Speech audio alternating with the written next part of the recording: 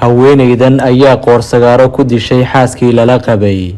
waa minyaradii iyo masayr dartii intay maryaha xoortay oo madaxu weynaaday ayay ceejisay minweyntii ama xaaskii koobaad ee saygeeda.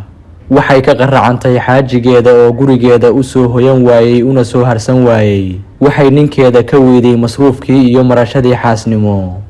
isaga qudhiisu jacaylaan xad lahayn, daryeel iyo dabeecad wanaag ayuu ku haystay xaaskiisa kale. xanaaq awgii waxay qabanqaabisay shirqool ay ku dilayso xaaska koobaad kolkuu gurigeeda fooda soo gelin waayey, iyadoo ugu dambeyn si arxandarro ah ceejo nafta uga qaaday. dilkan axmaqnimada ayaa ka dhacay dalka Nigeria, waxaana booliisku gacanta ku dhigeen haweeneydii gacan ku-dhiiglaha ahayd oo qiratay inay far iyo suul ku marjisay ooridii koobaad ee saygeeda. fadlan like saar muuqaalkan, haddaad noo sheergaraysana waxaan goyn doonaa malaayiin mayl. mahadsanid.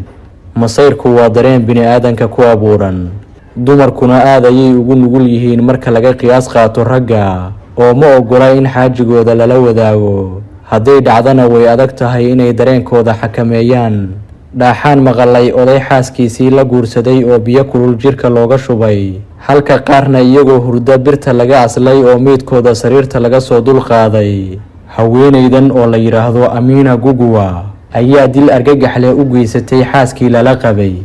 waa 50 jir ku nool tuulada Miya ee gobolka Baji ee dalka Nigeria, waxayna si bareera ceejo ama qoorsagaaro ugu dishay haweeneydii lala qabay oo qudheedu 10 sano ka sii weyneyd 60 jirna lagu qiyaasayay. marxuumadda ayaa eersatay saygeeda oo doonayay inuu mar walba joogo gurigeeda si uu uga raysto muran iyo isku dhac u dhaxeeyay isaga iyo minyaradiisa.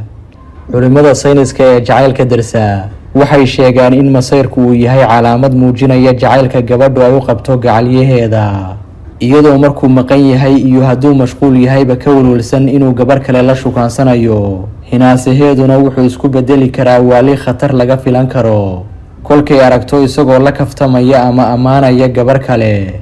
afhayeenka booliiska gobolka Baji ee dalka Nigeria ayaa warfidiyeenka u sheegay inay gacanta ku dhigeen haweeneyda dilka geysatay, iyadoo baaritaano lagu sameynayo sababta ku khasabtay faldambiyeedkan arxandarrada. labadan haween waxaa dhex maray dagaal gacanka hadala oo aan waxba la isu reeban, feer faralaab jilib ilaa iyo sabaaxad. ugu dambeynna minyaradii ayaa dagaalka ku guulaysatay, waxaana goobta ku geeriyootay marwadii koobaad ee saygeeda Amina Kulitoya oo 60 sano jir ahayd. sida ay tabinayso saxaafadda waddanka Nigeria, Amina Guguwa ayaa xoog u adeegsatay haweeneyda kale iyadoo u marjisay si arxandarro ah wax yar ka hor intaysan qoorsagaaro ku qaban.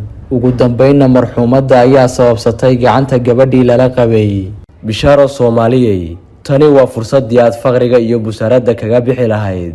haddaad tahay qurbajoog qaata cayra ku filayn, haddii deymo ku daashaday ay dhiigga kaa reebeen, iyo kol haddaad shaqo la'aan Afrika ku tahay, waxaan ku haynaa fursadaad kumanaan kun oo dollar ku tabcan karto. kaalay noqon maalqabeen muddo kooban ku hela lacag xalaala oon xad lahayn. shirkadda caalamiga ee Forever Living oo laga leeyahay waddanka Mareykanka waxay idin haysaa fursad ganacsi oo dahabi ah. haddii aad joogto dalkeena hooyo ee Soomaaliya, ganacsigan waxaa ku bilaabi kartaa lacag ka yar $398 Mareykanka. kol haddaad joogto wadamada qurbahana waxaad ku bilaabi kartaa dhaqaale aad u yar. haddaba la xiriir Manager Cusmaan oo ah ganacsade Soomaaliya oo 4 sano gudahood ku noqday hantiilaha ugu jeebka buuran shirkadda ganacsiga ee Forever Living. Manager Cusmaan wuxuu kaa caawin doonaa sidii aad hadafkaaga iyo riyadaada ugu rumayn lahayd shirkadda Forever Living oo dad badan baraare iyo barwaaqo u horseeday. haddaba kala xiriir WhatsApp number +1 41 65 79 80 53.